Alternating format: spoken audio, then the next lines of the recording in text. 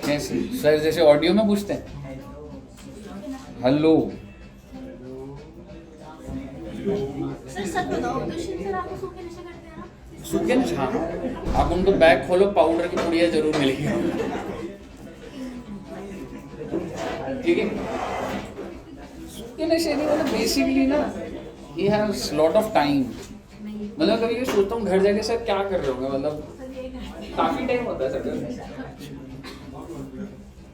मेरे पास नहीं होता भाई, मतलब अगर मैं पहले थोड़ा बहुत होता था, पर अब जो बच्चे हो गए ना, हाँ, मतलब जिम्मेवारी आती है यार, नजर। एनीवेज आइए बच्चे। सर मुझे बताइए, हमारा जो चैप्टर चल रहा था वो चैप्टर था जी ब्रांच अकाउंट्स। क्या आप मुझे बता सकते हैं टोटल कितने टाइप की ब्रांचेस थी? प्लीज बेटा। 3 तरीके की ब्रांचेस थी। एक ब्रांच थी डिपेंडेंट, इंडिपेंडेंट और फॉरेन। डिपेंडेंट ब्रांच हमारा हो चुका है, क्या होता था इसमें बात कर लूंगा। फॉरेन ब्रांच हो चुका है, और आज मैंने आपके साथ क्या डिस्कस करना था? Independent branch. तो जो बच्चों की, अगर कई बच्चों की पहली क्लास है, कोई चिंता वाली बात नहीं है, डिपेंडेंट फॉरेन इन दोनों से आपस में बिल्कुल रिलेटेड नहीं है। तो आपको एकदम फ्रेश समझना है कि हाँ सर ये बताओ इंडिपेंडेंट ब्रांच क्या होता है। तो ये शुरू करने से पहले मैं एक बार आपसे पूछता हूँ, डिपेंडेंट क्या होता था? अकाउंट सारे ब्रांच बनाए। डिपेंडेंट ब्रांच, एक बार देखना, dependent branch does not maintain, आप प्लीज ये दोबारा से लिख सकते हैं आप,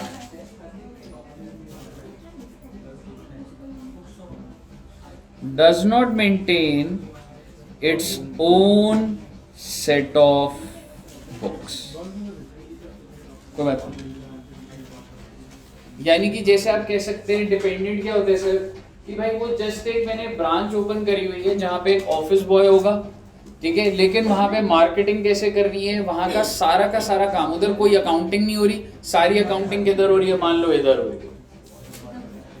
तो मैंने आपके साथ एग्जांपल लिया था एसबीआई का। एसबीआई की आपको क्या लग रहा है, कोई ब्रांच है या एसबीआई एक ही जगह पे? हर मार्केट में ब्रांच है सर। आपको क्या लग रहा है, क्या हर मार्केट में जो ब्रांच है एसबीआई की, क्या वो अपनी अकाउंटिंग करती होगी या मेन हेड ऑफिस से होती होगी? अपनी अकाउंटिंग होती है भाई साहब, ठीक है, अपनी अकाउंटिंग होती है। और दूसरी बात, क्या वहां पे कोई ब्रांच मैनेजर बैठा होता है हर मार्केट उसमें? बिल्कुल, आप अगर जाएंगे तो वो जिम्मेवार है बेटे वहां की, उस ब्रांच की प्रॉफिट का। एसबीआई का हेड ऑफिस है मुंबई में, एसबीआई की कोई जिम्मेवारी नहीं है कौन सी ब्रांच प्रॉफिट कमाएगी। एसबीआई ने सबको वहां पे 50 लोग बिठा रखे हैं, ये ले कैशियर, ये ले मार्केटिंग का बंदा, ये ले एचआर, ये ले लीगल, और उस ब्रांच को चलाने की जिम्मेवारी किसकी? ब्रांच मैनेजर की। अगर उस ब्रांच का प्रॉफिट सही नहीं आया तो ब्रांच मैनेजर चेंज कर दिया जाएगा। आप मुझे बताइए कि आपको ये बात क्लियर है कि डिपेंडेंट ब्रांच का मतलब क्या हो गया? अब आप मुझे बताइए, अगर एसबीआई की हर ब्रांच डिपेंडेंट होती तो क्या एसबीआई किसी को कह सकता है प्रॉफिट क्यों नहीं आ रहा? क्योंकि सारा का सारा डायरेक्शन तो ऊपर हेड ऑफिस से आ रहा है ना बेटे, ठीक है ना। अब मुद्दे की बात ये है भाई, हम लोगों ने फॉरेन ब्रांच करा था। फिर आपको याद है फॉरेन ब्रांच में जो ब्रांच होती थी वो किधर होती थी? फॉरेन में, that can be outside India. लेकिन अगर हेड ऑफिस ही बाहर का है तो ब्रांच इंडिया में भी हो सकती है। तो एग्जाम्पल अगर मैं दूं कि हेड ऑफिस है जी इंडिया में और ब्रांच है यूएसए में, तो इस ब्रांच को मैं क्या बोल रहा हूं बेटा? Foreign branch.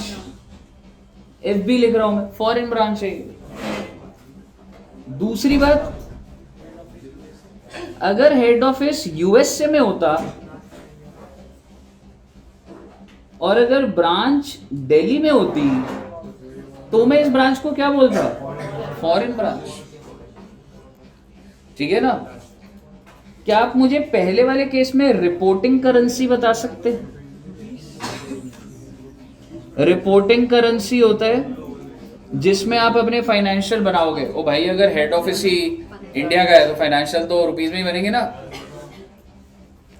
और आप मुझे बताइए हेड ऑफिस का क्या होगा बेटा?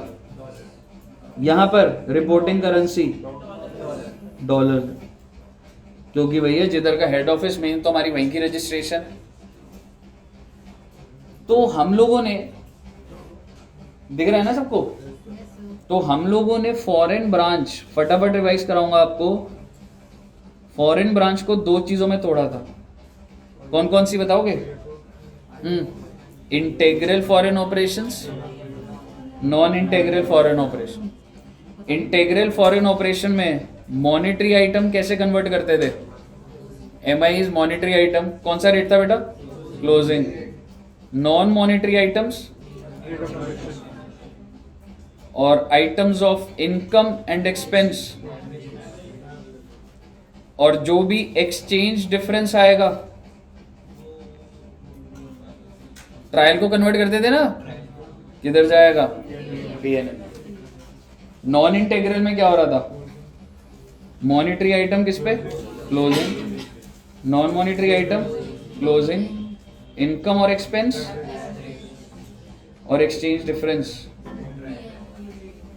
बताइए, फॉरेन करेंसी ट्रांसलेशन रिजर्व। क्या रे, कुछ याद आ रहा है या सब भूल गए हो? तो ये सारी बातें हमारी हो चुकी हैं फॉरेन ब्रांच में। मैं अब आपके साथ क्या स्टार्ट कर रहा हूँ? हाँ बोलिए। नहीं, ठीक है, मैं आपके साथ बात कर रहा हूँ बच्चे। आज हम लोग क्या चीज स्टार्ट कर रहे हैं? Independent branch.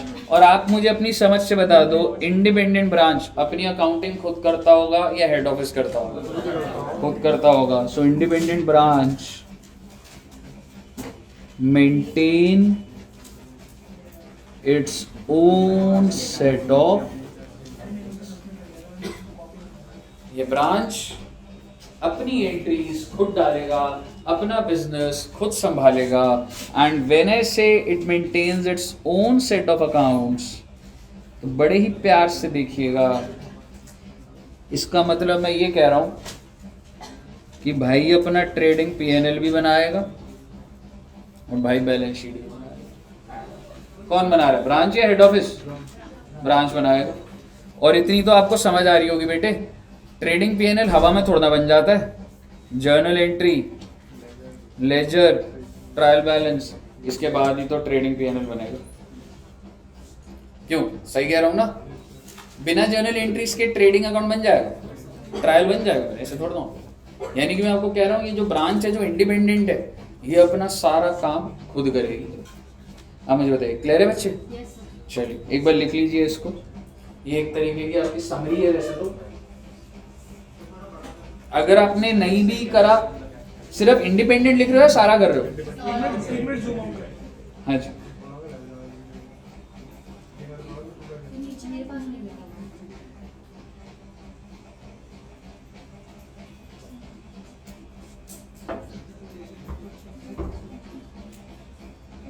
आगे बढ़ेगा। चलिए इंडिपेंडेंट ब्रांच के बारे में लिखना स्टार्ट करते हैं बच्चों।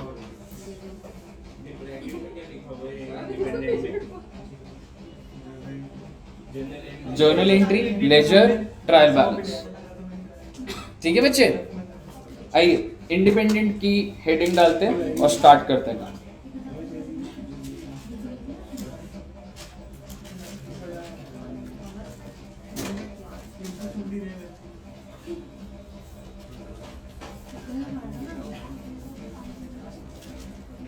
In case of independent branch, सबसे पहला पॉइंट लिखिए जो मैं बोल रहा हूं। In case of independent branch, step number 1, branch will prepare its own branch will prepare its own set of books. Its own set of books. That is trading, P&L and balance sheet. तो obvious है ना बेटा, अगर trading P&L बनाना तो journal entry वही डालेगी.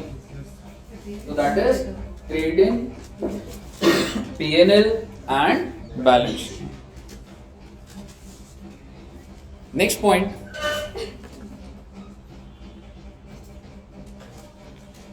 Branch will send send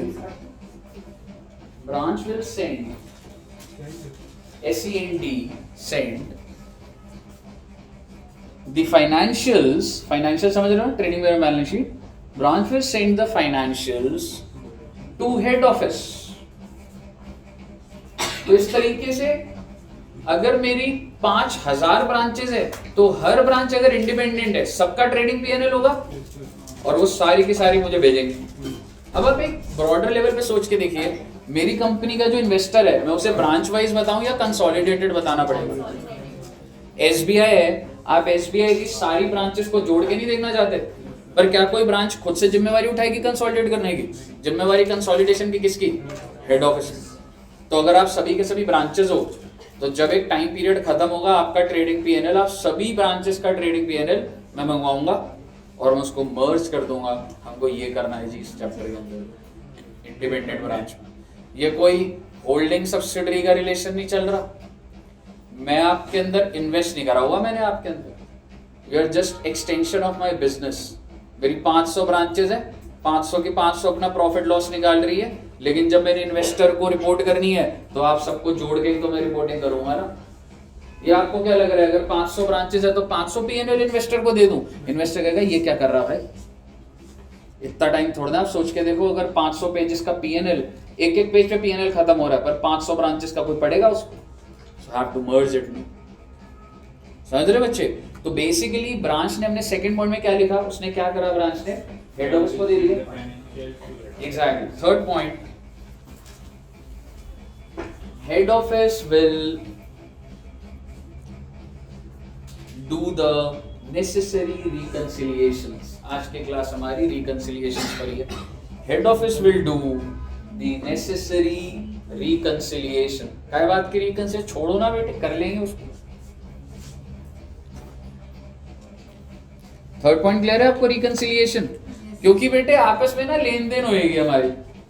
head office ने कभी ब्रांच को गुड्स भेजे, कभी ब्रांच ने हेड ऑफिस को भेजे, तो आपकी बुक्स में मेरा बैलेंस चल रहा है, मेरी बुक्स में आपका बैलेंस चल रहा है, वो मैच नहीं करेगा. पहले तो रिकंसिलिएशन चलेगा. कैसे होगा देखेंगे. नेक्स्ट पॉइंट लिखिए, head office will do the reconciliation. ठीक है, हो गया ना. हमने थर्ड पॉइंट क्या लिखा? Will do the reconciliation. Fourth point, after reconciliation,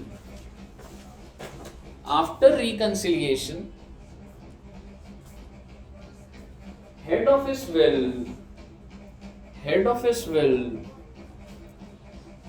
prepare consolidated trading account,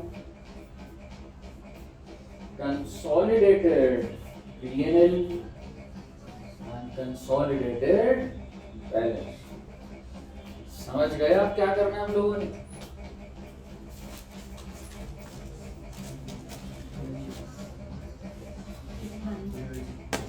clear है बच्चे?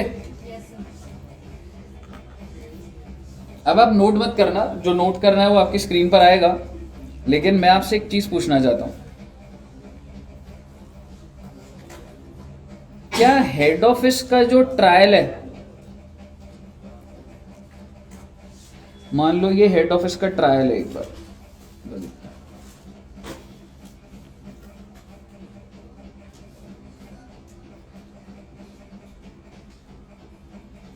डेबिट क्रेडिट, और ये हेड ऑफिस का ट्रायल है. और ये जो ट्रायल है ये एक ब्रांच का ट्रायल है. सिंपल रखते, इतनी सारी 500 ब्रांचेस की क्यों बात करनी है, कि ब्रांच है मान लो. डेबिट क्रेडिट, क्या हेड ऑफिस की बुक्स में ब्रांच का बैलेंस हो सकता है? अगर आप ब्रांच हो, मैंने आपको गुड्स भेजे, तो मैं क्या एंट्री डालूंगा? योर ब्रांच डेबिट, आपको डेटर बनाऊंगा, भाई सामान भेज रहा हूँ भाई। और आप एक चीज समझिए, इंडिपेंडेंट ब्रांच में you are separate, I am separate, हमेशा एज्यूम करते हैं। तुम्हारा अपना सॉफ्टवेयर है, तुम एंट्रियां डाल रहे हो, मेरा अपना सॉफ्टवेयर में एंट्री डाल रहा हूँ। मेरी दुकान से, मेरे हेड ऑफिस से अगर सामान जाएगा तो मैं तुम्हें डेटर बनाऊंगा भाई, और मैं क्या एंट्री डाल दूंगा? Branch account debit to goods and to branch. अब आप अपने एंगल से बात करिए, आप ब्रांच हो, आप कुछ एंट्री डालोगे या नहीं डालोगे? क्या डालोगे? टेक्निकली यू हैव रिसीव्ड, और तुम बाहर से परचेज ना करके मेरे से ले लिया, तो परचेज डेबिट करते हो तो goods receive from head office कर दो ना डेबिट, और क्रेडिट क्या कर दोगे? मैंने आपको 100 रुपए का सामान भेजा था, मैंने क्या एंट्री डाली? Branch to goods and to branch 100 रुपए, आपको 100 रुपए का सामान मिल गया। Goods received from head office, goods receive from head office to, क्या हम दोनों का बैलेंस सेम नहीं आ रहा? So it has to come no. अगर मैं आपको कैश भेजता हूं तो मैं क्या एंट्री डालता हूं? हेड ऑफिस हूं मैं, हेड ऑफिस की एंट्री डालेगा ब्रांच टू कैश, और ब्रांच की एंट्री डालेगा। तो क्या मैच नहीं हो रही हर बार एंट्री? पर्सनल अकाउंट ही तो है, लेन देन का ही तो अकाउंट है। तो मैं आपको ये बोलना चाह रहा हूं, हेड ऑफिस की अपनी सेल, अपना कैपिटल, अपनी जो मर्जी है, पर हेड ऑफिस की बुक्स में ब्रांच का बैलेंस मान लो बेटे 5000 आ रहा है, मान लो 5000। ब्रांच की बुक्स में हेड ऑफिस का कितना बैलेंस आना चाहिए? क्या सेम नहीं आना चाहिए? डेबिट साइड बोलूंगा, क्रेडिट साइड, लेकिन बैलेंस आ रहा है 3500। जब हेड ऑफिस के पास ये ट्रायल पहुंचा तो हेड ऑफिस ने देखा, देखियो जरा इसने कितने रुपए देने हैं मेरे को, 3500, और हमने कितना रिकॉर्ड कर रखा है, हमने कितने ले रहे हैं? मिसमैच हो गया भाई साहब। अभी बाकी सारे कंसोलिडेशन एक्टिविटी अलग, अभी तो आपस के अकाउंट ही सेटल्ड नहीं है। अब मुझे बताइए, मुझे सबसे पहले क्या करना पड़ेगा बच्चे? रिकंसिलिएशन। मुझे ब्रांच के अकाउंटेंट के साथ बैठना पड़ेगा, हेड ऑफिस का अकाउंटेंट ब्रांच के अकाउंटेंट के साथ बैठेगा और देखेगा कहाँ डिफरेंस आ गया यार। Because ideally this should be 3500 और 5000, शुड बी 5000। लेन देन ही तो हो रही है। अगर मैं आपको डेटर बना रहा हूं तो आप भी तो क्रेडिटर बनाओगे ना? क्यों? अगर मैं आपको सामान बेचता हूं, जनरली क्या करते हैं? Debtor to sale. आप क्या डालते हो? Purchase to creditor. थोड़ा लेन देन का अकाउंट तो बराबर ही चल रहा होता है। बताइए, लॉजिकल बात है कि नहीं है? अब मुझे बताइए, आपको थर्ड पॉइंट समझ आ रहा है? ये रिकंसिलिएशंस कौन करेगा? Head office. फर्दर डेवलप कर रहा हूं आपको। अगर रिकंसिलिएशन एक्टिविटी हो रही है और गलती पता लगी कि ब्रांच तेरी बुक्स में गलती है, तेरे अकाउंटेंट ने एक एंट्री नहीं डाली, मैंने तो एंट्री डाली, ब्रांच ने नहीं डाली, क्या ब्रांच उसको अपडेट कर देगा? कर देगा, कर देगा। जब रिकंसिलिएशन चल रही है, ठीक है, पकड़ाई दीजिए। हाँ जी, जब रिकंसिलिएशन चल रही है बच्चे, ठीक है, आप मेरे को बताइए, जिसकी भी बुक्स में गलती होगी वही तो एंट्री डाल के सही करेगा ना बच्चे। हमको आज पूरी क्लास में क्या करना है? हमको जर्नल एंट्री सीखनी है कि सर गुड्स भेजने की क्या एंट्री होती है, फिक्स्ड एसेट भेजने की क्या एंट्री है, और फिर हम देखेंगे कि सर रिकंसिलिएशन कैसे चल रहा है। क्लियर है बच्चे? ओके, तो आइए जी, अभी लिखवाऊंगा ब्रांच अकाउंट्स।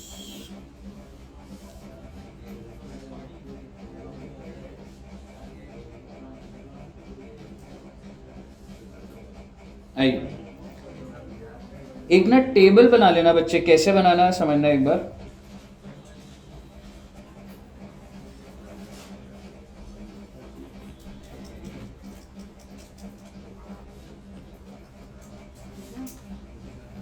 ठीक है, ये टेबल में हमने क्या करना है, सबसे पहले समझ लेना, फिर लिखेंगे एक बार। ट्रांजैक्शंस लिखते हैं,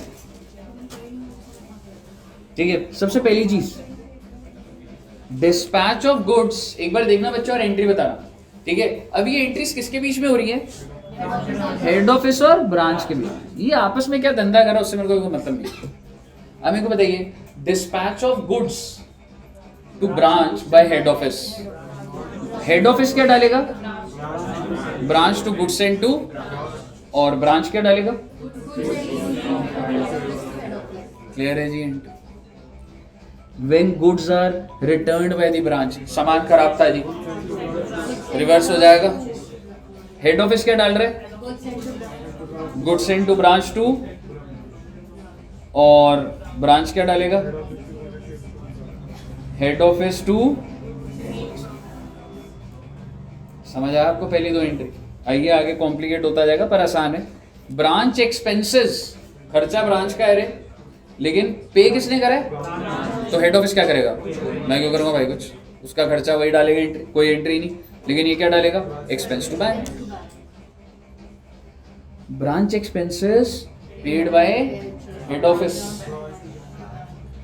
ब्रांच को डेबिट करूंगा, मेरा खर्चा नहीं है भाई, मैं खर्चा थोड़ा ना डेबिट करूंगा, मैं तो आपको डेटर बना दूंगा ब्रांच को, और मेरी जेब से क्या चला गया? To cash. अब आप मुझे बताइए, और ब्रांच की एंट्री डालेगा एक्सपेंस टू। आपको समझ आ रहा है बेटे कैसे चल रही है एंट्री? लिखोगे या नहीं लिखोगे? क्या कहते हैं, लिख लोगे ना? चलिए लिखना स्टार्ट करो बच्चे। हाँ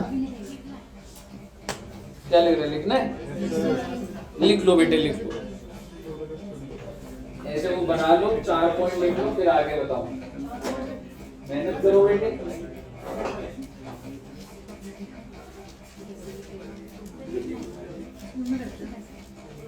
सभी बच्चों ने लिखना है बेटे, ये ऑप्शन नहीं है, मेहनत करनी है बेटे, आपने लिखना है सब बच्चों ने।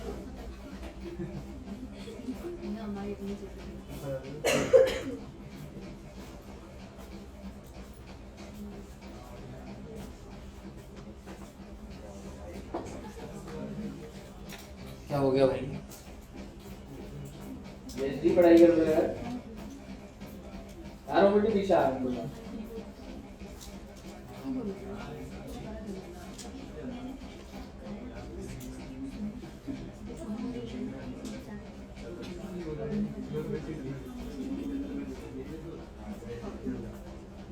सुगन जी रिचेस्ट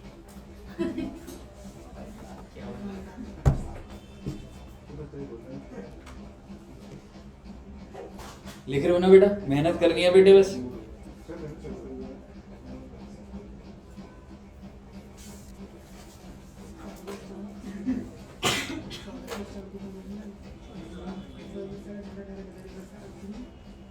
फर्स्ट एंट्री समझ आ गई बेटे? Efficient teaching skills. इनाया के लेकर आ गए। हाँ?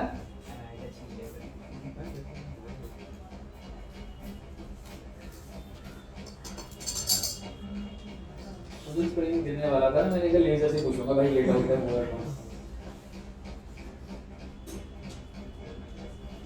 करो बेटे करो, जल्दी करो।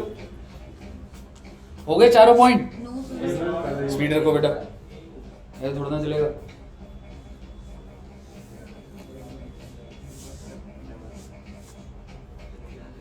जल्दी लिखो।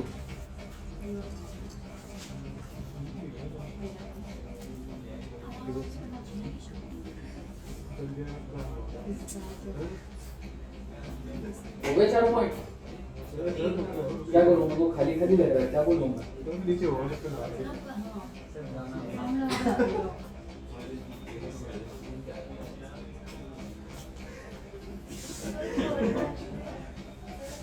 क्या हुआ madam?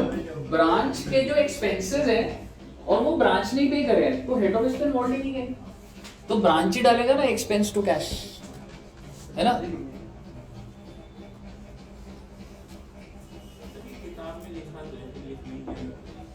Practice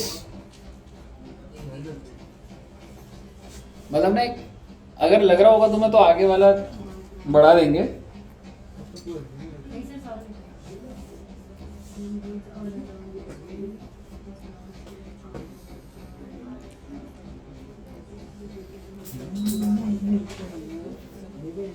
very good.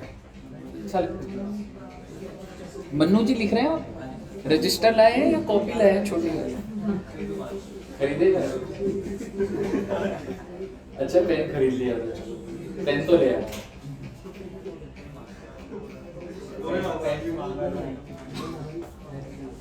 Protein shake तो खरीद लिया होगा, रजिस्टर नहीं खरीदा।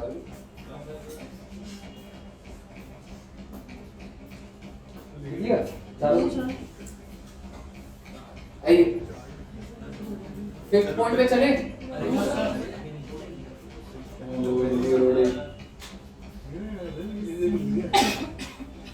तो सामने लिख लिया, पीछे नरसिंह जी ऑल क्लियर, सदम जी ने लिख लिए।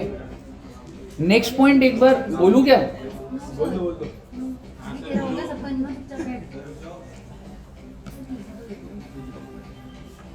नेक्स्ट पॉइंट कौन सा हमारा? 5th point. ये वाले पॉइंट पे बेटा हम लोग 5th पे।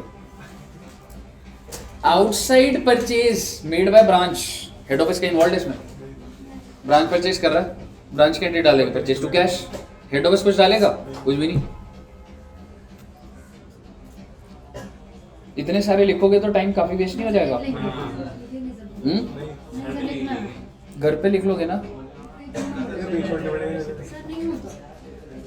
चलो फिर ठीक है, फटाफट लिखो फिर। Outside purchase made by branch, no entry और परचेज टू बैंक। ये आपको समझ आ रहा है? परचेज टू क्रेडिटर्स, उधारी पे खरीदा तो टू क्रेडिटर्स हो जाएगा। अगला बताइए, sales effected by the branch, तो क्या एंट्री डाले? हेड ऑफिस क्या डालेगा? और ब्रांच कैश टू सेल्स या फिर डेटर टू सेल्स। बहुत ध्यान से देखिएगा, collection from debtors of the branch received by head office. Debtor किसका है बेटा? और पैसा किसको मिल रहा है? तो पैसा अगर हेड ऑफिस को मिल रहा है तो मैं तो कैश डेबिट करूंगा ना, क्रेडिट क्या करूं?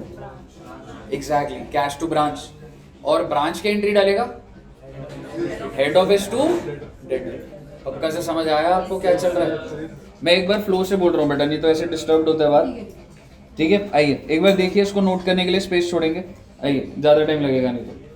मुझे पहले ये बताइए, यहां तक पॉइंट क्लियर है? Payment by head office for purchases made by branch. फटाफट एंट्री बताइए। ब्रांच टू बैंक या कैश, और ब्रांच क्या डालेगा? Purchases to head office. पक्का से क्लियर है? Purchase of asset by the branch, sir ji branch ने खरीदा तो एसेट टू बैंक वही करेगा सर। अगला पॉइंट ध्यान से देखना बेटा, ये थोड़ा सा पेचीदा है, ये 2 पॉइंट, ठीक है ना? ये 2 पॉइंट देखेगा प्लीज बेटा, इधर फोकस करिएगा please. Asset purchase by the branch, asset branch का है, ब्रांच है उधर एसेट है, लेकिन एसेट अकाउंट किधर है?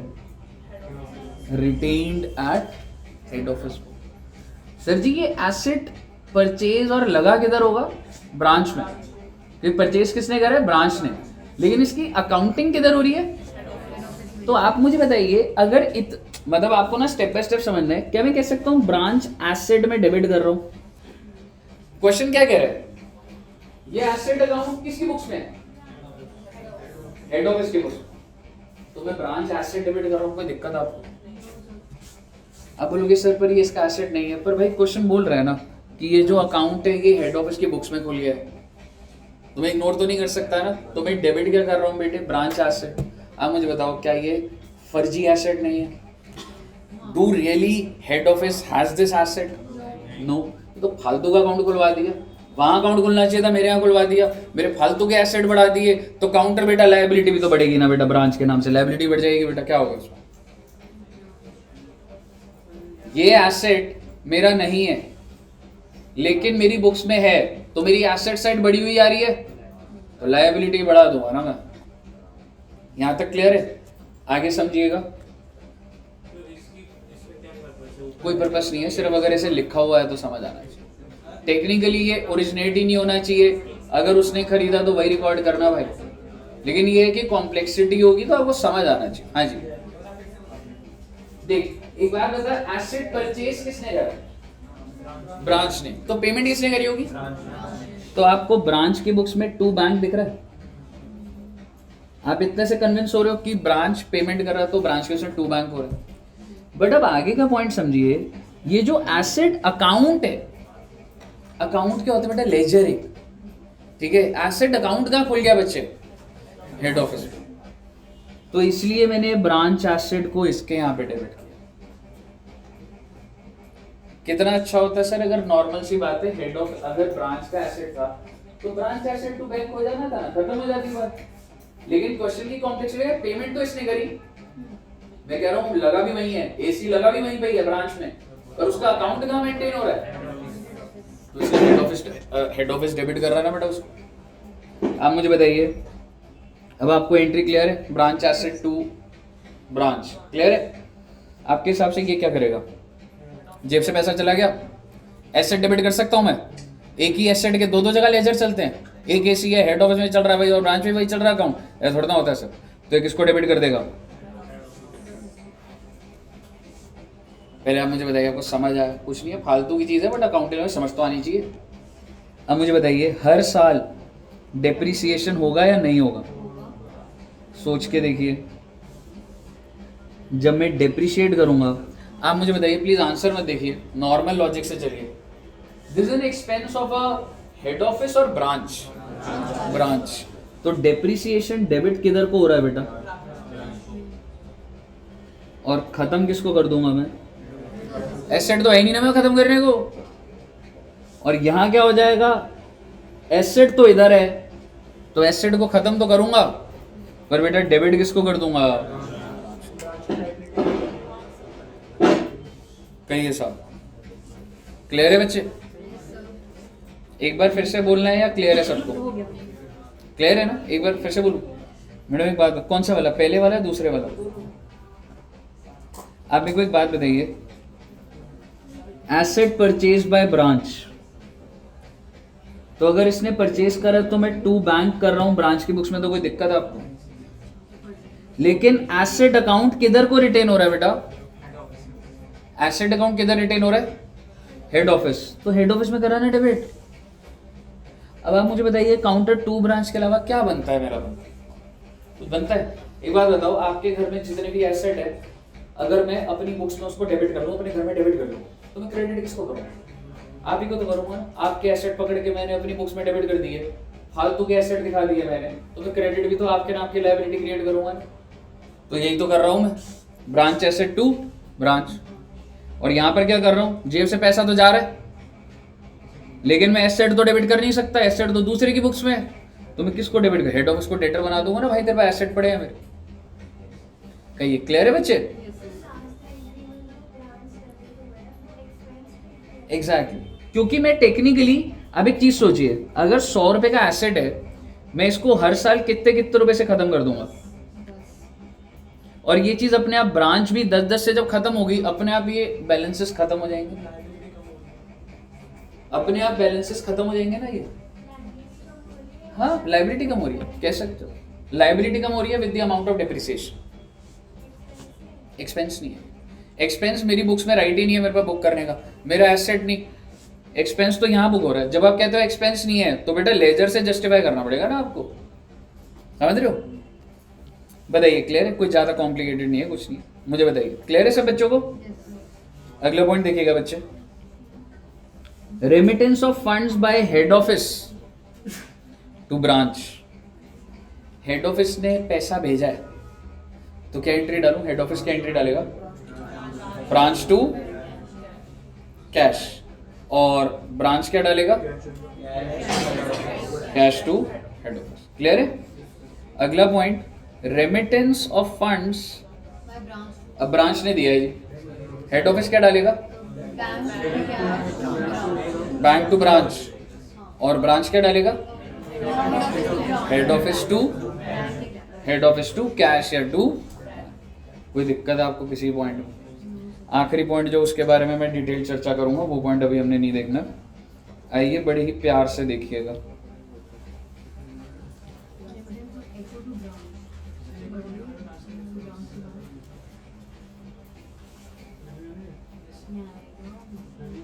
क्या है? नहीं नहीं, टाइम लगेगा, ठीक है ना? आइए एक एग्जांपल देखते हैं बच्चे, आइए एक बार ये देखते हैं, ठीक है। हमें आज रिकंसिलिएशन के एक दो क्वेश्चन देखने हैं। आइए एक बार देखते हैं। If head office has sent goods worth ₹50,000 but the branch has received till closing date goods only of, अब मुझे बताइए हेड ऑफिस वाले ने तो पूरी 50 की एंट्री डाली हो और ब्रांच को मिले कितने, तो आप मुझे बताइए रिकॉर्ड कौन करेगा, डिफरेंस तो आ जाएगा। आप मुझे बताइए हेड ऑफिस ने क्या एंट्री डाली होगी, क्या मैं कह सकता हूं branch account debit to goods sent to, और ब्रांच ने क्या एंट्री डाली होगी,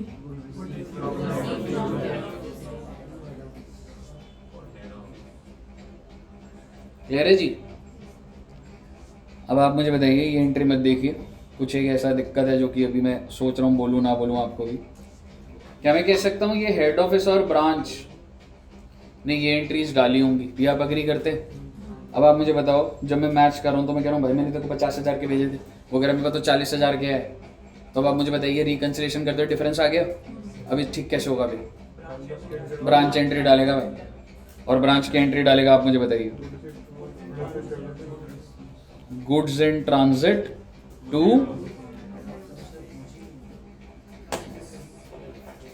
कहिए साहब क्लियर है। गुड्स इन ट्रांजिट मैंने डेबिट कर दिया और हेड ऑफिस को क्या कर दिया मैंने क्रेडिट। सबको क्लियर है, कोई दिक्कत तो नहीं है इस क्वेश्चन, इस पॉइंट में दिक्कत है, ठीक है ना। वो क्या दिक्कत है मैं सोच रहा हूं आपको बोलूं अभी या ना बोलूं, बट आप अभी इतने से एग्री कर रहे हो ना, चलिए चलाते जाएंगे बात, कोई दिक्कत नहीं। आइए अगली इलस्ट्रेशन देखिएगा। सर जी अभी जो हम क्वेश्चन का ये 30% पार्ट है जिसमें हर बार हमें पहले रिकंसिलिएशन करनी होगी। अब हम रिकंसिलिएशन सीख रहे हैं पहले, और आप ही से कराऊंगा बेटा ये। आइए ये क्वेश्चन लिख के करेंगे, पर पहले एक बार मैं बता दूं फिर उसके बाद हम एंट्रीज डालेंगे, ठीक है। The technique of reconciliation has been illustrated. आप मुझे बताइए, ये मुझे हेड ऑफिस और ब्रांच का कुछ डेटा दिया हुआ है, कैन आई से this is trial, extract of trial. तो हेड ऑफिस ने कितने रुपए के गुड्स भेजे हैं बच्चे, अच्छा जी, और ब्रांच ने रिसीव कितने करे, ओ माय गॉड, मैंने तो भेजे 1.5 लाख के, उसको रिसीव हुए 40 के, तो ब्रांच क्या एंट्री डालेगा, goods in transit to, exact. समझ आ रहा है आपको ये। इसके बाद ये क्या है सर, ब्रांच का बैलेंस क्या है सर, ये हेड ऑफिस की बुक्स में ब्रांच का क्या बैलेंस है बच्चे, डेबिट बैलेंस है। डेबिट का मतलब ब्रांच से लेना है, और ब्रांच की बुक्स में हेड ऑफिस का क्या बैलेंस है। ब्रांच क्या कह रही है, मैंने तुम्हें कितने रुपए देने, 70, तो मैच होना चाहिए था, क्यों मैच नहीं होना चाहिए था। तो सबसे पहला स्टेप ये हो गया कि ये दोनों अगर मैच नहीं हो रहे तो पहले तो इसको मैच करेंगे, तभी जाके तो कंसोलिडेशन होगी, समझ रहे हो बच्चे। अब आप मुझे बताइए, on analysis of branch account in head office book and head office account in branch books, we find that सबसे पहला पॉइंट क्या आपको समझ आ रहा है,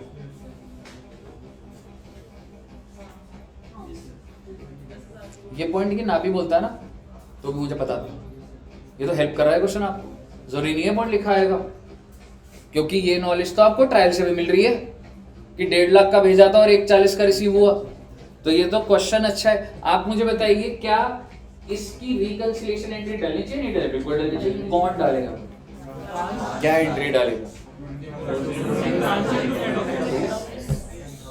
क्लियर है। जिससे क्या होगा मैं आपको और थोड़ा सा वर्जन बताता हूं। जब ब्रांच एंट्री डालेगा तो उसने क्या डाली, गुड्स इन ट्रांजिट टू, बेटे हेड ऑफिस का बैलेंस भी तो बढ़ गया, ऐसे करते करते जब रिकंसाइल करेंगे तो दोनों का बैलेंस बराबर आना चाहिए, उसी को तो सही रिकंसिलेशन बोले। अगला बताइए, 15,000 remitted by the branch has not been received, hence not recorded in head office books। Branch कह रहा है मैंने आपको 15,000 भेजे थे, तो ब्रांच ने तो एंट्री डाल दी होगी, हेड ऑफिस को मिले ही नहीं, हेड ऑफिस एंट्री डाली होगी नहीं, तो हेड ऑफिस एंट्री डालेगा, क्या एंट्री डालेगा? कैश इन ट्रांजिट बोलते हो उसको, रास्ते में कैश होता है पड़ा हुआ, कैश इन ट्रांजिट टू।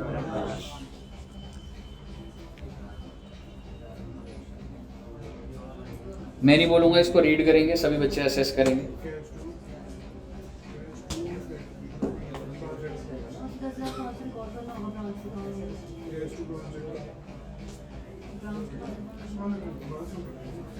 क्या करेंगे? अच्छा, कौन एंट्री डालेगा, हेड ऑफिस या ब्रांच? ब्रांच, क्योंकि क्या हो रहा है, 10,500 हेड ऑफिस ने कलेक्ट कर लिया, कस्टमर उसका था, पर ब्रांच को हमने बताया ही नहीं, तो अब जब ब्रांच एंट्री डालेगा, क्या एंट्री डालेगा? कैश। कैश तो हेड ऑफिस ने कलेक्ट करा, हेड ऑफिस टू डेटर। मैं एक बार बोल देता हूं, देखते हैं इसको। Direct collection of 10,500 from a customer of branch by head office. Head office ने पैसा कलेक्ट कर लिए, तो हेड ऑफिस ने क्या एंट्री डाली होगी? Cash account debit to debtor to branch. Debtor मेरा थोड़ा ना वो, कैश टू ब्रांच डल चुकी entry, but not inform to the branch, hence not recorded by the branch. तो ब्रांच ने तो डेटर को कमी नहीं करा, तो टू डेटर, ब्रांच की एंट्री डालेगा टू डेटर, और डेबिट किसको कर दूंगा? तेरे पास पैसा भाई, तू देगा मेरे को पैसा। क्लियर है बच्चे? नेक्स्ट पॉइंट देखिए, sum of 14,500 paid by branch to the supplier of head office, not recorded at head office. अच्छा, ब्रांच ने क्या एंट्री डाली है?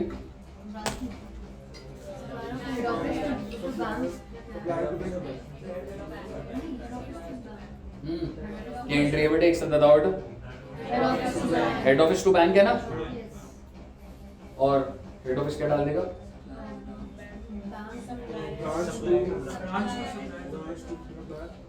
To supplier means you are creating, आराम से, जल्दी नहीं है कोई, मैं करा दूंगा, पर हाँ, क्या एंट्री डलेगी?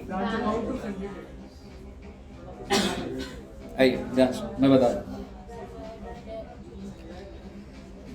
ब्रांच के एंट्री। अच्छा, 14,500 पेड बाय ब्रांच, पहले तो आप मुझे बताइए ब्रांच के एंट्री डालेगा,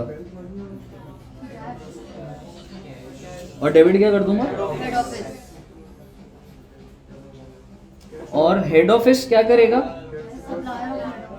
हेड ऑफिस का तो सप्लायर खत्म हो गया जी, सप्लायर कौन होता है? क्रेडिटर, खत्म हो गया क्रेडिटर, डेबिट कर दूंगा टू ब्रांच 14,500। समझ आ रहा है ना बेटे? डिफिकल्ट नहीं है बेटा, वो तो बढ़ेगी। अगर मेरे क्रेडिटर्स आप पे कर दोगे, तो मेरे लिए मेरे क्रेडिटर तो खत्म हो गए, पर मैंने आपको तो देना ही है ना पैसा, फिर समझ रहे हो? बताइए, क्लियर है बच्चे? अगला बताइए जरा, head office expenditure allocation to the branch. आपको पता है बच्चे, हेड ऑफिस ना बहुत सारे खर्चे करता है जो कि ब्रांचेस में एलोकेट हो जाते हैं। जैसे एक बात बताओ, एमआरएफ जो है, क्या मैं कह सकता हूँ वो विराट कोहली को पैसा देता होगा बैट के ऊपर एमआरएफ स्टिकर लगाने को? तो आप मुझे बताइए, क्या उस वजह से हेड ऑफिस को फायदा हो रहा है या बहुत सारी ब्रांचेस को फायदा हो रहा है? जिस ब्रांच से सेल हो रही है वहां से फायदा हो रहा है, तो वो खर्चा हेड ऑफिस को रखना चाहिए कि मेरा खर्चा है, या ये हर ब्रांच में एलोकेट हो जाना चाहिए? तो इस ब्रांच का कितने का खर्चा एलोकेट करा है, और ये किसने रिकॉर्ड नहीं करा है? तो ब्रांच भैया करना रिकॉर्ड, खर्चा रिकॉर्ड कर, branch expense debit to head office, payment तो हेड ऑफिस कर चुका है ना, branch expense to head office. Clear है बच्चे? नेक्स्ट पॉइंट, 7,500, चाहे जी 7,500 रुपए मिला है जी, being FD interest of head office, कितने रुपए का इंटरेस्ट मिले बच्चे? 75. Received by branch on oral instructions for head office, not recorded in the head office books. आराम से बताइए क्या चल रहा है, क्या है? FD है किसकी? Head office. इनकम किसका राइट होगा? हेड ऑफिस का. लेकिन रिसीव किसने करी? तो आप मुझे बताइए, ब्रांच ने तो रिकॉर्डिंग कर ली ना अपनी. ब्रांच ने क्या एंट्री डाली? Bank to head office. Good. और हेड ऑफिस क्या डाले? Branch to income. Have to record income. कहिए साहब, क्लियर है? जब आप ये सारी रिकंसिलिएशन एंट्री डालोगे आप अभी, उसके बाद आपको पता है दोनों के लेजर भी बनेंगे. क्यों बन रहे हैं सर जी लेजर? समझाना जरा. भैया चेक भी तो करेंगे सारा होने के बाद मैच हो रहा है नहीं हो रहा. जैसे कि ब्रांच की बुक्स में कितना बैलेंस था? आई एम सॉरी, ना ये नहीं है. 78,500 हेड ऑफिस का बैलेंस. हेड ऑफिस की बुक्स में कितना बैलेंस था? जब बेटे आप दोनों की बुक्स में एंट्री डालोगे तो आखिरी का कैरेट डाउन तो बराबर आना चाहिए. कैरेट डाउन तो बराबर आ रहा है ना बच्चे? कहिए सर. स्टार्ट करोगे क्वेश्चन? एक भी बच्चे ने हाँ नहीं बोला बेटे. घर पे हो जाएगा सॉल्व? इधर ही कर ले तो सही है. वैसे घर पे तो पढ़ाई करते नहीं हो तो मुझे पता है घर पे कहाँ बुक्स छिपा देते हो. किसी को ना, घर वालों को भी ना दिखे कि याद भी आएगी पढ़ाई. स्टार्ट कर दो बेटा क्वेश्चन. जर्नल एंट्रीज, बिल्कुल ये पॉइंट्स है. दोबारा दोनों की बुक्स में कैसे बनाओगे? ये ऐसे बना देना. हेड ऑफिस की बुक्स इतना ज्यादा एग्जैक्ट होने जरूरत नहीं. हेड ऑफिस की बुक्स इधर, ब्रांच की एंट्रीज इधर. जिसकी हर पॉइंट पे जिसने जो एंट्री डाली वो डाल दो, नीचे लेजर बना दो. हाँ जी, इलस्ट्रेशन ये एग्जांपल है.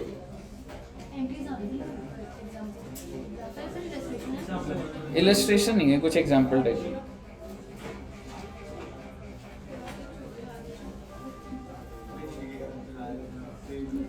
Very very very good.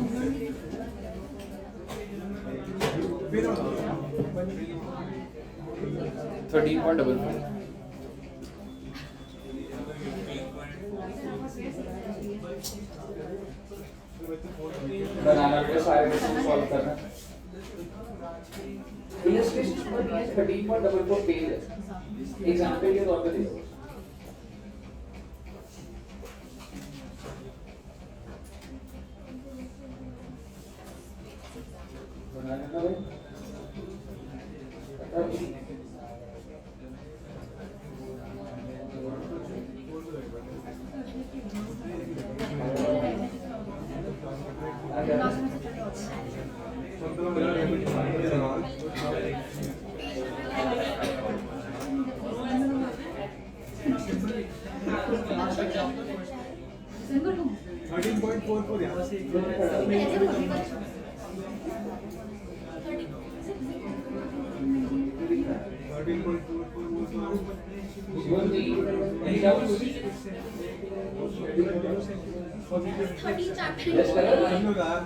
अच्छे से सॉल्व करेंगे.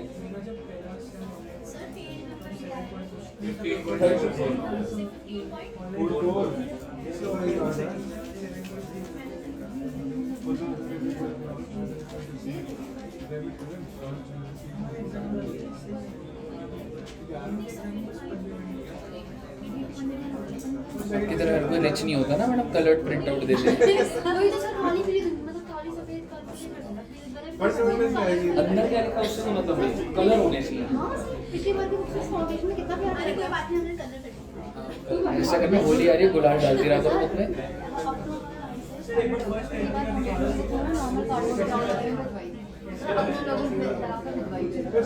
किसने? फाउंडेशन में. हाँ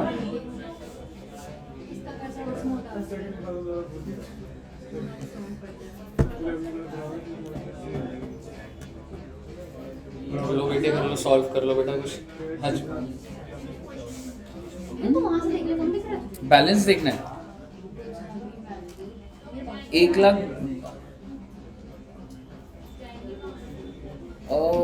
क्या बैलेंसेस ब्रांच की बुक्स में, मैं कह रहा हूँ ब्रांच की बुक्स में हेड ऑफिस का कितना बैलेंस है? 78,500।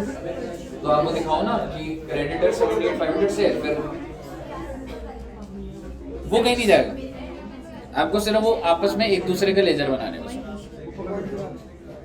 है। बस बना दो बेटे, बना दो।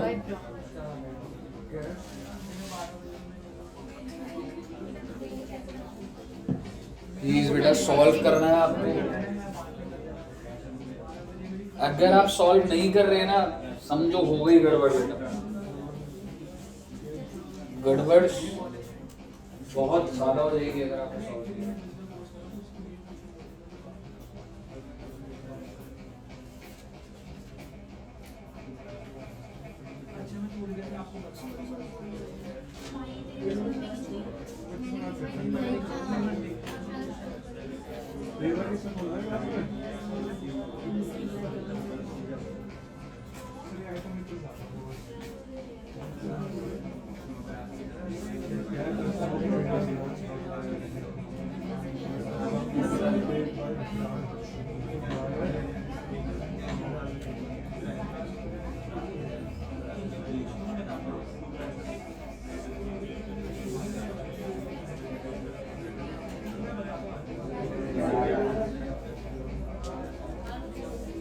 ऑनलाइन भी बच्चे सॉल्व कर रहे हैं।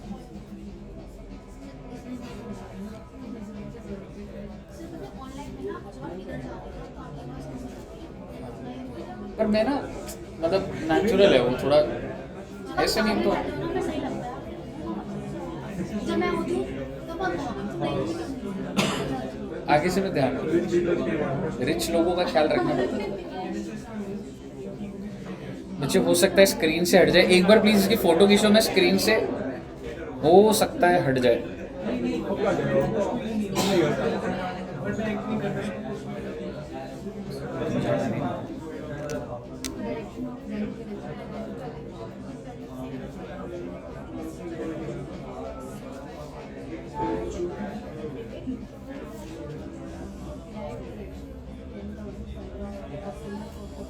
हाँ जी, कोई डाउट आ रहा है?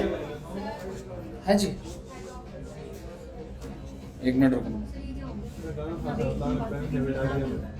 एक मिनट में वायर हटी है तो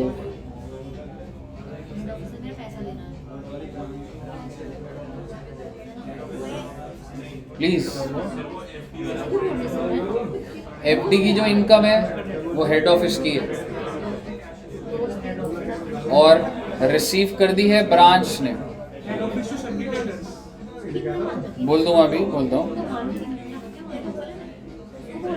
हूँ एक बार हेड ऑफिस वाला बोल देता हूँ बच्चे। थर्ड वाला, चलो सीक्वेंस से चलते हैं। फर्स्ट हो गया सबका, फर्स्ट सबका हो गया। सेकंड, थर्ड क्या है? Direct collection of 10,500 from customer of a branch by head office. तो अब समझिए हेड ऑफिस तो एंट्री डाल चुका है। हेड ऑफिस ने क्या डाली एंट्री? देखो एक चीज बताओ, कस्टमर है ब्रांच का, पर पैसा तो हेड ऑफिस को मिल गया ना, तो cash account debit to branch, पर ये एंट्री तो डल चुकी है। आगे क्या बोल रहे हैं? Not inform to the branch hence not recorded. Branch को पता ही नहीं है उसके कस्टमर ने पैसे दे दिए हेड ऑफिस को, तो ब्रांच क्या करेगा? अपने डेटर को क्या करेगा? कम कर देगा टू डेटर, और डेबिट किसको कर देगा? हेड ऑफिस को। हेड ऑफिस टू डेटर, क्योंकि पैसा तो आ चुका है ना। Head office to debtor.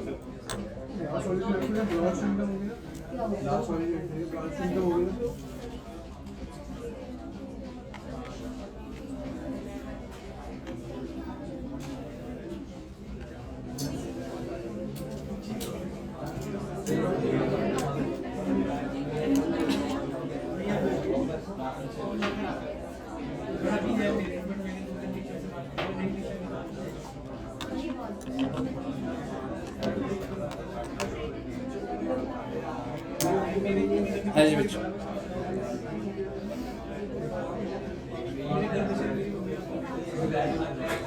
गया?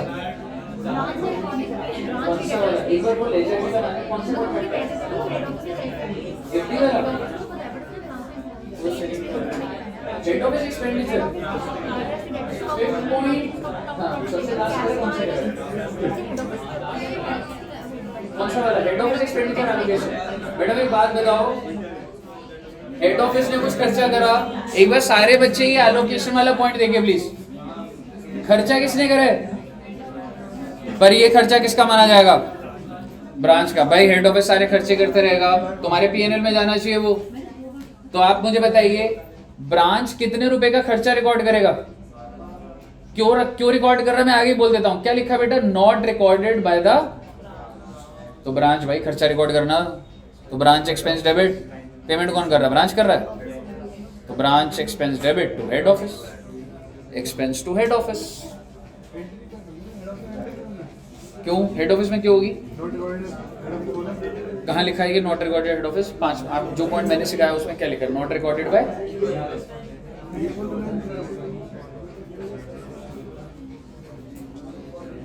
लेजर भी बनाने और मुझे बताइए लेजर किसका मैच हुआ?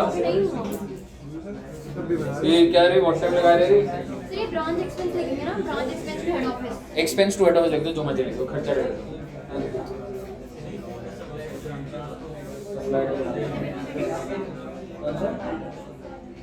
एफडी वाला? एफडी वाला क्या है? 7500 जो इंटरेस्ट है received by branch but not recorded head office. तो head office branch credit to income. Head office की इनकम है भाई, लेकिन 7500 की इनकम हुई है किस पर है? अरे इनकम रिकॉर्ड तो करेगा ना।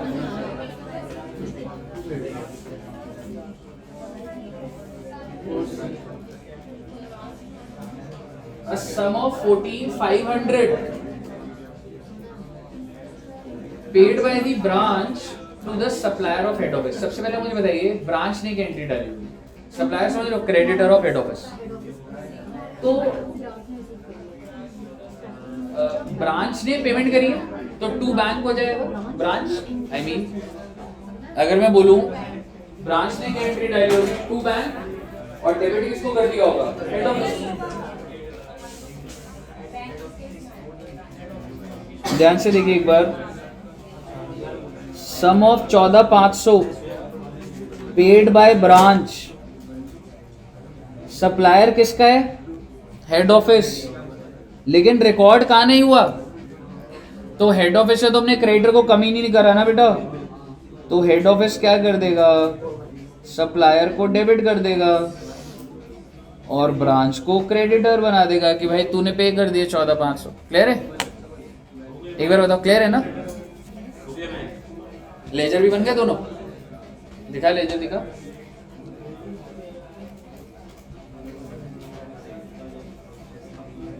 गुड। कनिका जी का बन रहे हो रहे बच्चे? जागृति हो रहे बच्चे? सत्यन ने बना लिया? बना लिया। मेरा सवाल आ गया, मुझे घर जाके अब आगे समझ भाई एफडी की इनकम किसके मुझे बता दो। 7500 being FD interest of head office, तो हेड ऑफिस की है ना, लेकिन रिसीव किसने कर लिया? और ओरल इंस्ट्रक्शन होती है हेड ऑफिस ने बोल दिया था भाई तू रिसीव कर ले ब्रांच में, और रिकॉर्ड किसने नहीं करा? तो हेड ऑफिस का इनकम तो रिकॉर्ड करेगा ना। तो टू इंटरेस्ट इनकम और डेबिट किसको कर दूंगा? ब्रांच को।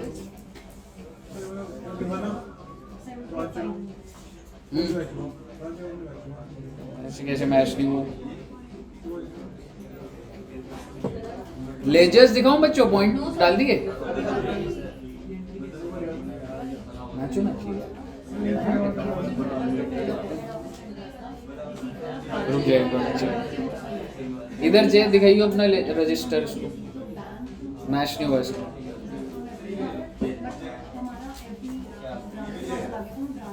इसका तो मैच हो गया होगा।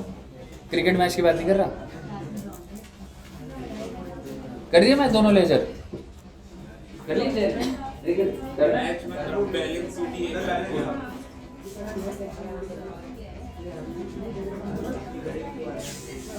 आओ बेटी, जल्दी बनाओ बेटी।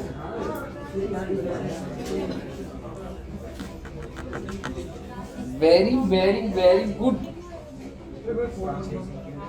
ए कम ऑन रे, तू बता मुझे।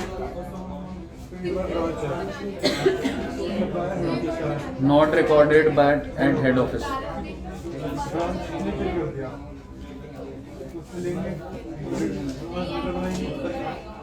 क्यों? ब्रांच ने उधारी पे कर दी तो तू ब्रांच को डेटर बना देगा? हेड ऑफिस का क्या कम हुआ है? सप्लायर, तो सप्लायर डेबिट, ब्रांच। अरे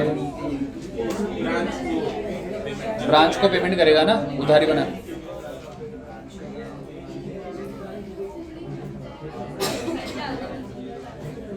एमडी वाले की ये इनका हेड ऑफिस की रिसीव कर लिए ब्रांच। स्क्रीन पे लेजर है जी, देख लो एक बार। गौतम का हो गया? गौतम जी, दीपक जी, ये क्या रे, ऐसे क्लियर नहीं होगा भाई। इधर देख रहा हूँ ये लॉट पूरा, कौन सी दुनिया के मजे ले रहे हो? 4 महीने में सारे मजे खत्म हो जाए बेटे। क्वेश्चन जब कर रहे कर लो उसको सॉल्व। दिखाओ जरा, चेक करो, दिखाओ गौतम जी, दिखाओ कितना सॉल्व कर रही। पढ़ाई की एक्टिंग में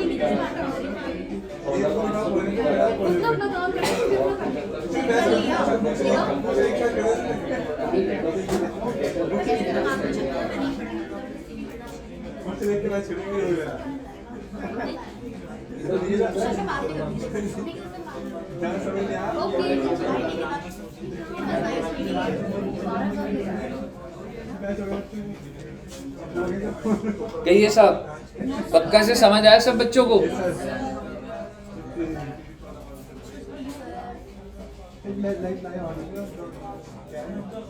लेजर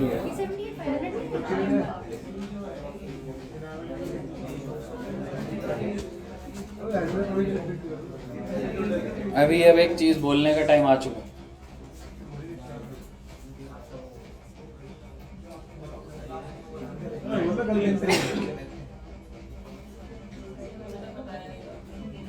यहाँ पर भी बोल सकता हूँ। पहले वो क्वेश्चन से बाहर आ चुके हो?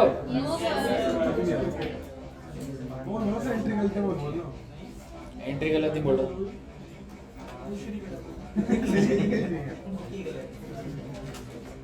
अब मैं बोलूं बेटा कुछ?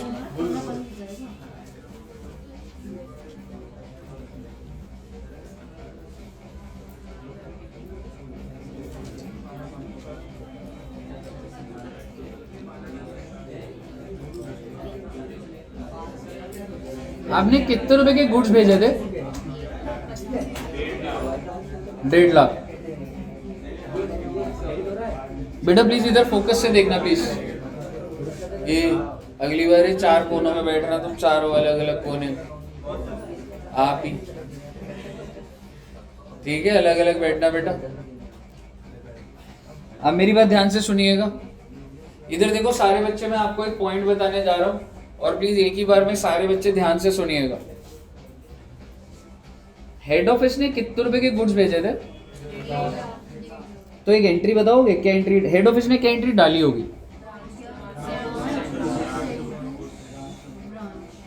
ब्रांच टू कितने रुपए का? 1.5 लाख। ये जो गुड्स सेंड टू ब्रांच करा, इसका नेचर क्या है? इनकम नहीं है, क्योंकि ब्रांच हो गया एसेट कि तेरे को मैंने इतने का सामान दिया, और गुड्स हो सकता है ये इनवॉइस प्राइस पे हो सकता है कॉस्ट पे हो, पर मैंने तो उतने से ही चार्ज करा ना उसको। तो ब्रांच ने क्या एंट्री डाली होगी?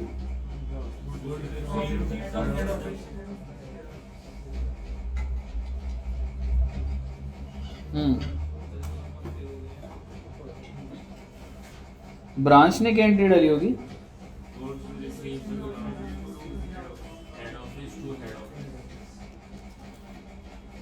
कितने रुपए? और यहां पर था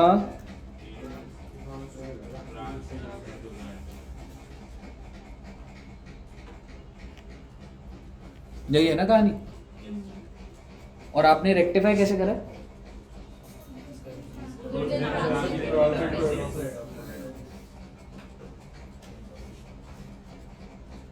यही करा आपने? फिर वो हेड ऑफिस का वो बढ़ जाएगा। 1.5 लाख से डेबिट हो गया, 1.40 और 10 से क्रेडिट हो गया। पर हेड ऑफिस ने इनकम कितने की दिखाई थी? और क्या उतनी ही खर्चा ब्रांच को नहीं दिखाना चाहिए? मेरा आई मर्ज इट। जब मैं इसको मर्ज करूंगा क्या ये इनकम दिखनी चाहिए?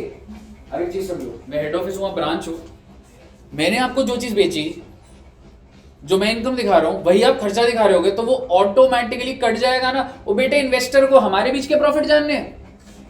अभी प्रैक्टिकली सोच के देखिए, मैं आपको ये कह रहा हूं, मैंने आपको किसी 1.5 लाख की दी, तो मैंने क्या एंट्री डाली? Branch to goods and to branch 1.5 lakh. कितना अच्छा होता अगर आप सारा का सारा रिकॉर्ड कर लेते। छोड़ो ना इसको, 1.5 लाख है। अब बोलो क्या एंट्री डालते हैं आप?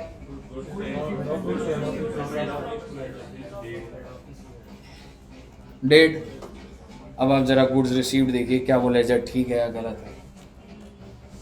अगर तुम पूरा का पूरा रिसीव करते तो तुम तो अपना खर्चा 1.5 लाख का दिखाते। आप समझ पा रहे हो मैं आपको क्या बोल रहा हूं? मैं और धीरे बोलता हूं, आराम से सुनिए जरा बात को। अगर जिंदगी में कोई डिस्क्रिपेंसी, कोई डिफरेंस होता ही ना, तो आप बड़े ही प्यार से देखिए कि हेड ऑफिस क्या एंट्री डालता।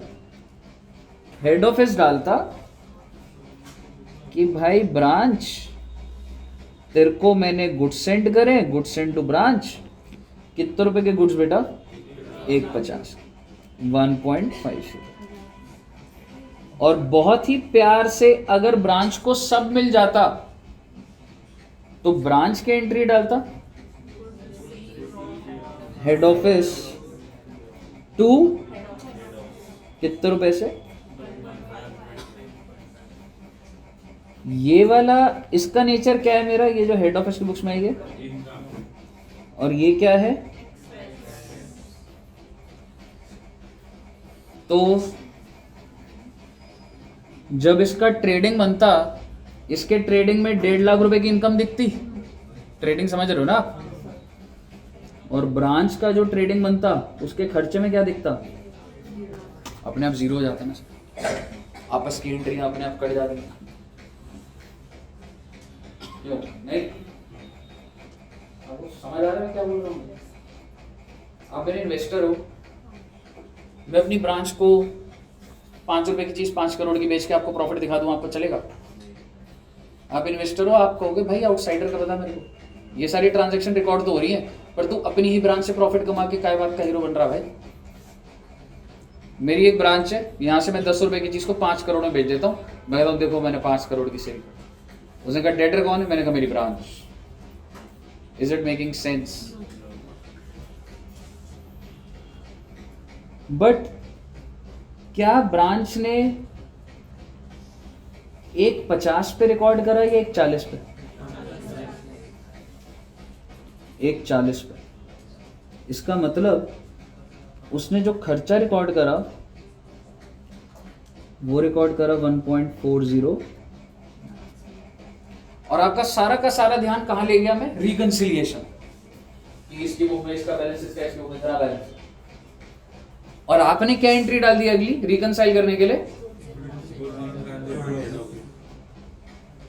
हेड ऑफिस कितने से बढ़ा? ये तो मैच हो गया sir. What is goods in transit? What is the nature of goods in transit? Asset, liability, income, expense. Asset है ये। और अगर आप ये एंट्री डाल रहे हो तो गलत है भाई साहब।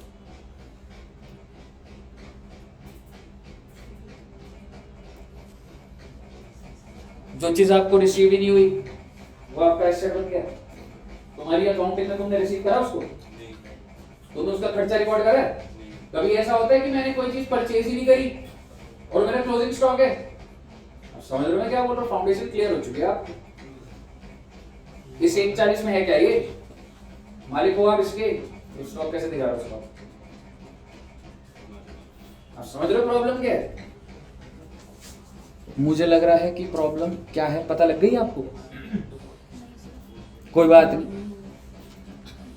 क्या मुझे ऐसे नहीं, अब मैं आपको सीधा आंसर दे रहा हूं और मैं पूछ रहा हूं क्या मुझे ऐसा नहीं करना चाहिए था? ध्यान से देखिएगा, यहां तक तो कहानी बनी हुई थी बेटा।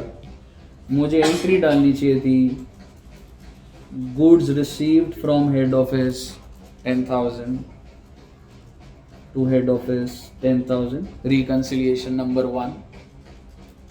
We will have to record an expense। बिना एक्सपेंस रिकॉर्ड करे एसेट कौन क्रिएट करता भाई? और अगली एंट्री होनी चाहिए थी गुड्स एंड ट्रांजिट, ना टू ट्रेडिंग अकाउंट, स्टॉक को जैसा आप रिकॉर्ड करते हो। That's my stock. कोई दिक्कत वाली बात नहीं है, आपको कहीं दिखेगा नहीं, लेकिन कायदा है भाई साहब एक चीज का। मैं इस पे टाइम लगा दूंगा अभी। अब मेरे को एक बात बताइए, आप ये मानते हैं कि हेड ऑफिस ने ये एंट्री डाली थी? आप ये बात मानते हैं कि ब्रांच ने ये एंट्री डाली थी? ब्रांच ने कितने रुपए से कम खर्चा रिकॉर्ड करा था? ये काय बात की रिकंसिलिएशन है कि मैं तेरे को बोलूं तू खर्चा रिकॉर्ड मत कर पर तू एसेट रिकॉर्ड कर ले? ये कौन सी रिकंसिलिएशन होती है भाई? First you have to consider an expense also, no? तो कायदे से भाई तूने 10,000 का कम खर्चा रिकॉर्ड कर रखा है। वो कह रहा है क्योंकि रिसीव नहीं हुआ। मैंने कहा हाँ तो मान ले तू रिसीव कर लिया है तूने उसे, तो वो क्या एंट्री डालेगा बेटा सबसे पहले? ठीक है जी, रिसीव कर लेते हैं। और आप मुझे बताइए जब बैलेंस शीट में आखिरी दिन पे मैं देखूंगा भाई कितने रुपए का स्टॉक किसके पास है, तो बेटे इसका गुड्स इन ट्रांजिट ये इसका है, क्योंकि भाई साहब अब इसने खर्चा रिकॉर्ड करा। बेटे 10,000 का जब खर्चा मेरा तो वो स्टॉक भी तो मेरा। ऐसे होता है क्या कभी कि खर्चा मेरा नहीं बस स्टॉक मेरा? ऐसे कभी नहीं होता बेटा लाइफ में। एक दुकानदार परचेज करेगा तभी तो उसको स्टॉक बोलेगा। हम क्या कर रहे थे, बिना परचेज दिखाए ही स्टॉक दिखाते, हालांकि उससे हमारा काम तो पूरा हो रहा था क्योंकि हेड ऑफिस तो मैच हो गया था। लेकिन जब मैं ब्रॉडर लेवल पे कंसोलिडेशन में जाऊंगा ना, वहां फंस जाऊंगा। तो कायदे से क्या बनता है बेटे, आप ये कह सकते हैं कि सर इसका मतलब वो रिकंसिलिएशन की एंट्रीज गलत दी हुई हैं। जी हाँ गलत दी हुई है। तो सर हमें पेपर में क्या करना हो, पेपर में जैसे करिए वैसे कर देंगे। नहीं, जो मॉड्यूल में गुड्स इन ट्रांजिट अपने को ये रिकॉर्ड नहीं करने का। अब आप ये तो नहीं सोच रहे तो इतनी देर से हम सुन क्यों रहे थे आपकी बात? नॉलेज तो मैडम डेवलपमेंट तो होती है ना, समझ रहे हो? आप मुझे एक बात बताइए, कायदे से आप मुझे बताइए मेरे को क्या एंट्री सबसे पहले, एक बार प्लीज समझे देखिए, जैसे ही पता लगा कि पेपर में वही करना है सुनना बंद कर दिया मेरे को। ठीक है, आप मुझे बताइए प्लीज बेटे, प्लीज बात है बेटे। क्या हुआ, 2 मिनट रुको सर, एक सवाल।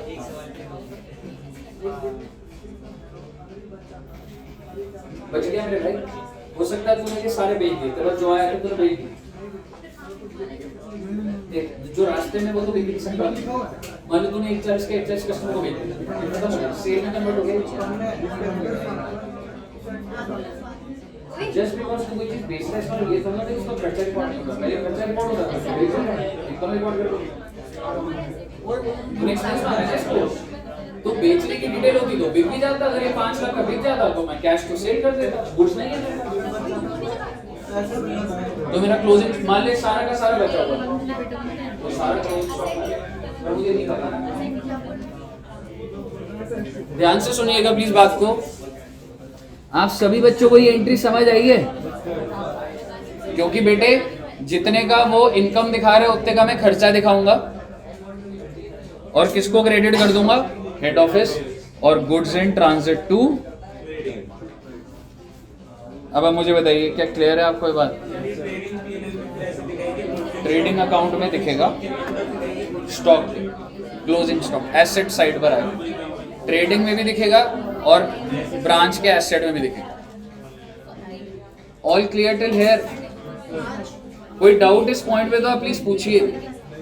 पक्का से क्लियर है? Very very very good. देखिए ना सर, एक क्वेश्चन इंतजार कर रहा है।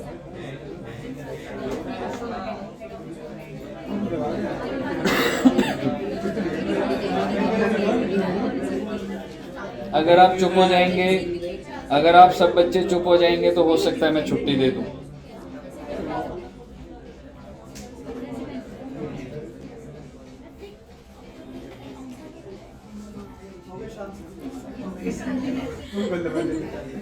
क्या हो, कर लो, बात कर लो।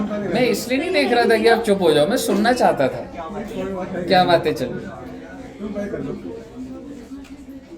सर ये देख लो रे इधर, पता है ना बेटे जाट आदमी बेटे।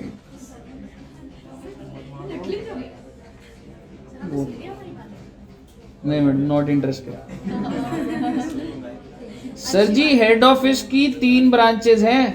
ओके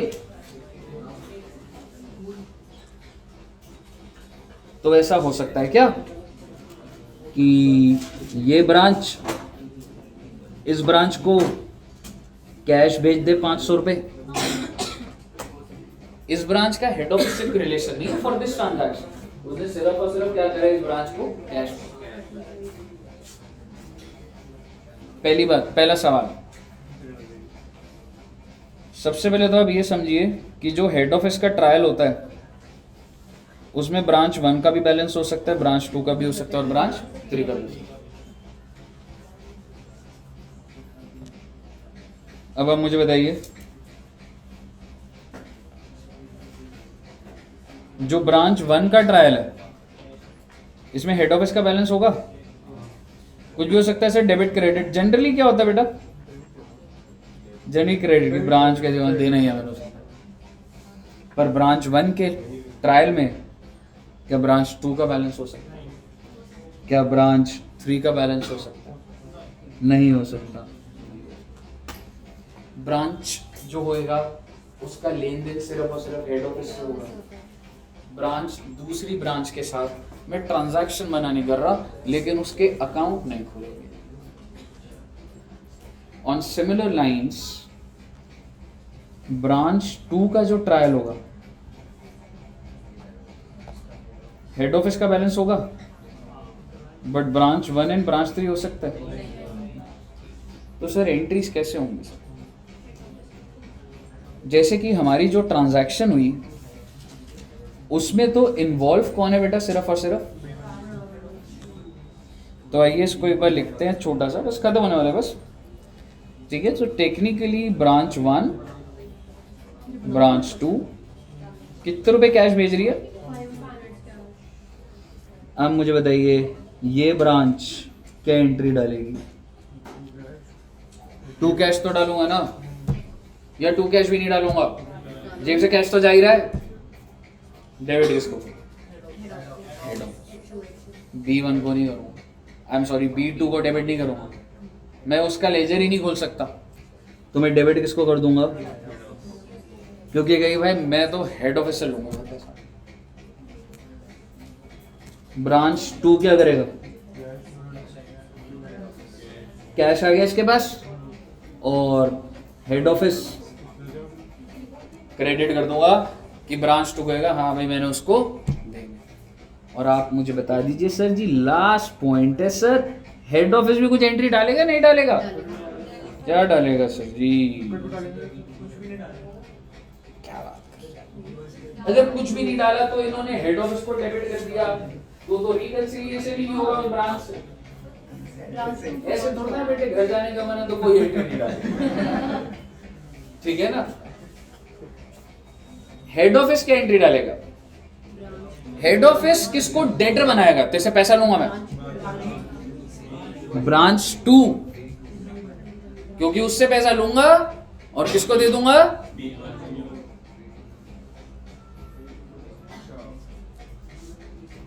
क्यों? लॉजिकल बात नहीं है? बिल्कुल लॉजिकल बात है सर। दोनों ब्रांच के बीच में ट्रांजैक्शन है और आप देख लीजिए B2 ने हेड ऑफिस को क्रेडिटर बनाया तो हेड ऑफिस को इसको डेटर बनाएगा ना। अब एक बात बताइए, अगर B2 ने हेड ऑफिस को क्या करा है तो हेड ऑफिस B2 को क्या कर देगा? डेबिट। B1 ने क्या करा है तो हेड ऑफिस तो क्रेडिट ही करेगा। समझ आ रहा है आपको? नोट कर लीजिए बेटा इसको। सर वो ऊपर का नहीं होता? ऊपर का क्या था? हाँ ये भी करना है।